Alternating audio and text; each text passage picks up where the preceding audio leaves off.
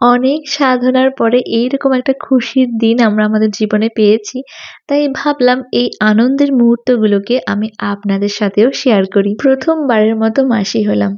মহাদেবের আশীর্বাদে আমার বোনের কোল আলো করে ছোট্ট একটা রাজপুত্তর এসেছে। জানেন তো প্রতি বছর আমার সোনাই এবং দাদাই ওই রাখি পূর্ণিমা এবং ভাইফোঁটা আসলেই মন খারাপ করতো এবং বলতো আমাদের যদি একটা নিজের ভাই থাকতো তাহলে কতই না ভালো হতো। দেখুন না মহাদেব ওদের কথা শুনেছে আর এই ছোট্ট পুচকু সোনাকে আমাদের জীবনে পাঠিয়ে দিয়েছে। দিনটা ছিল ১২/১২/২৪ মানে ডিসেম্বরের ১২ তারিখ। এই দিন এক্কেবারে সকাল সকাল আমরা সবাই উঠে পড়েছিলাম, কারণ সকাল ৮টার সময় বোনকে ডেলিভারির টাইম দেওয়া হয়েছিল। কিছু লাস্ট মিনিটের প্যাকিং বাকি ছিল, সেগুলো মা এবং বৌদি মিলে কমপ্লিট করলো। আর ওইদিকে বাবাও রেডি হয়ে গেছে। এদিকে তাতাইকে আমি ব্রাশ করতে বললাম, কারণ ওকে বাড়িতেই রেখে যাচ্ছিলাম বৌদির কাছে। আর এখানে বোন এসে ঠাকুর প্রণাম করলো এবং মা এসে ঠাকুরের আশিস একটু ওর মাথায় ছুঁয়ে দিল। সবকিছু গোছগাছ কমপ্লিট করে সোনাইকেও সাথে নিয়ে গেছিলাম, বাট ওকে ননদের বাড়িতে রেখে যাবো বলে সাথে করে নিচ্ছিলাম। আর এদিকে গাড়িও চলে এসেছে এবং গাড়িতে মা, বোন, বাবা এবং সাথে ভাই মানে বোনের হাসব্যান্ড, ওরা ৪ জনা গেছিল। আমি গাড়িতে যেতে পারি না, মানে আমি চড়তেই পারি না গাড়িতে। তাই আমি, বৌদি, মামা, মামী ট্রেনে করে যাবো। ট্রেনের কথা শুনে হয়তো আপনারা অনেকেই ভাবছেন যে কত দূরে যাবে যে ট্রেনে করে যেতে হবে। আসলে আমাদের বাড়িটা একটু নবদ্বীপ সাইডে এবং ডাক্তার দেখানো হয়েছিল কালনাতে। তো সেখান থেকে আমাদের বাড়ির ডিসটেন্স অনেকটাই এবং বোনের যেখানে ডেলিভারি হবে সেই নার্সিং হোমটা একেবারেই স্টেশনের সাথে।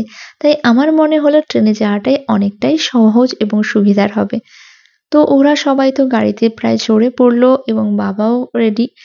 তো আমি দাদাইকে ডাকলাম যে আয় মিষ্টিমণিকে একটু আদর করে দিয়ে যা। তো সেও আসলো, এসে একটু বোনকে আদর করে দিল। এবারে ওরাও দুগ্গা দুগ্গা করে বেরিয়ে পড়লো এবং সাথে আমিও সোনাই এবং বৌদিকে নিয়ে টোটো ধরে স্টেশনের উদ্দেশ্যে রওনা দিলাম। জানেন তো আমারও কিন্তু দুবারই সি সেকশন হয়েছে, বাট নিজেকে নিয়ে আমি কখনোই এমন প্যানিক করিনি বা টেনশন করিনি যতটা আজকে বোনের জন্য আমার টেনশন হচ্ছিল।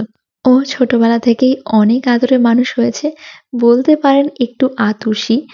সবাই ওকে প্রচুর প্যাম্পার করে, যার জন্য ওর একটু সহ্য ক্ষমতাটাও কম।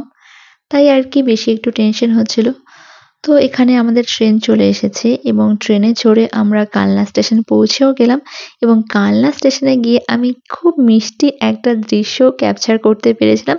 একটা ছোট্ট বাচ্চা কাঁধে ব্যাগ নিয়ে তার মায়ের হাত ধরে গুটি গুটি পায়ে স্টেশন থেকে বেরিয়ে যাচ্ছিল। এদিকে আমরাও নার্সিং হোমে পৌঁছে গেলাম। তো সেখানে গিয়ে অনেকটা টাইমই আমাদের ওয়েট করতে হয়েছিল। ডক্টর তখনও আসেনি। আর এইদিকে আমার বোনকে দেখুন, এমনি আতুশি হলে কি হবে, ওইদিকে সে আবার লিফটে উঠতে পারে না। ওর টেনশন হয়, প্যানিক হয়। তো সিঁড়ি ভেঙেই বলতে পারেন ৪ তলায় উঠেছিল। সেখানে গিয়ে ওর যেটা রুম ছিল সেখানে গিয়ে সব গোছগাছ করলো এবং আয়া মাসি এসে ওর দুদিকে চুলটা বেঁধে দিল যেমন করে বেঁধে দেওয়া হয়। তো এবারে ডক্টর আসতে কিছুটা লেট করায় মা এবং ওর শাশুড়ি ছাড়া আমরা বাদবাকি সবাই নিচে চলে এসেছিলাম সকালের একটু ব্রেকফাস্ট করার জন্য। সামনেরই একটা চায়ের দোকানে বেশ সুন্দর করে চা এবং সাথে ব্রেড টোস্ট পাওয়া যাচ্ছিল।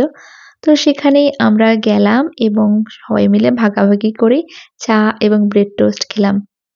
ইতিমধ্যে মা আবার ফোন করলো যে ওকে ওটিতে নিয়ে যাওয়া হয়েছে। তাই রীতিমতো দৌড়ে দৌড়ে আবার ৪ তলায় গেলাম এবং সবাই মিলে ওয়েট করা শুরু করলাম এবং ওই মুহূর্তে সবার কেমন মনের কন্ডিশন যাচ্ছিল সেটাও আমি একটু জানার চেষ্টা করলাম।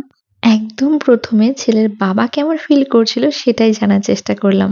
এইবারে একে একে দাদা, দিদুন, ঠাম্মি, দাদু, ফুল দিদুন, মামি, ফুল দাদা সবাই কেমন ফিল করছিল সেটাও একটু জানার চেষ্টা করলাম। তো মোটামুটি সবারই কন্ডিশন একই রকম। কে কেমন ফিল করছে জানা মোটামুটি হয়ে গেছিল। ইতিমধ্যে ডাক্তারবাবুও চলে আসলেন এবং ওটিতে ঢুকে গেলেন। এইদিকে পুচকুর দাদু এবং বাবা এসে তো ওটির সামনে দাঁড়িয়ে গেল। সাথে আমিও দাঁড়িয়েছিলাম কখন ওটি কমপ্লিট হবে আর আমাদের পুচকুর আওয়াজ শুনতে পাবো। তো বেশ টেনশনে ছিলাম। একবার এদিক একবার ওইদিক করছিলাম। আর মনে মনে মহাদেবকে খুব করে ডাকছিলাম যেন সবকিছু সঠিকভাবে হয়। মা এবং বেবি দুজনাই যেন অনেক সুস্থ থাকে, অনেক ভালো থাকে। কোনো যেন কমপ্লিকেশন না আসে। তো ইতিমধ্যেই আওয়াজ শুনতে পেলাম আমাদের পুচকুর এবং কিছুক্ষণ পরে ওটি থেকে একজনা বেরিয়ে এসে বলল, "পূর্বাশা মজুমদারের হাসব্যান্ড কে আছে আমাদের সাথে আসুন।" তো সাথে আমিও চলে গেলাম এবং গিয়ে দেখলাম যে আমাদের ঘর আলো করে ছোট্ট একটা ফুটফুটে রাজকুমার এসেছে। ভাইয়ের সেখানে কিছু ডকুমেন্টস সাইন করা ছিল, তাই আমি দৌড়ে বাইরে এসে সবাইকে খুশির খবরটা দিলাম এবং এই খবরটা পেয়ে তো সবাই ভীষণ খুশি। কারণ প্রায় ২ প্রজন্ম পরে আমাদের বাড়িতে কোনো পুত্র সন্তান এসেছে। যদিও পুত্র সন্তান বা কন্যা সন্তান নিয়ে বরাবরই আমাদের কোনো মাথা ব্যথা ছিল না। তাও ২ বোনের পরে একটা ভাই তো সবাই চায়, তাই না? তো মা তো এখানে খুশিতে কান্নাই করে দিয়েছিল। আর তারপরে সব গোছগাছ করে মা এবং বেবিকে দুজনাকে সুস্থ স্বাভাবিক দেখে আমি বাড়িতে চলে এসেছিলাম। কারণ বাড়িতে কিছু রিচুয়াল থাকে আমাদের।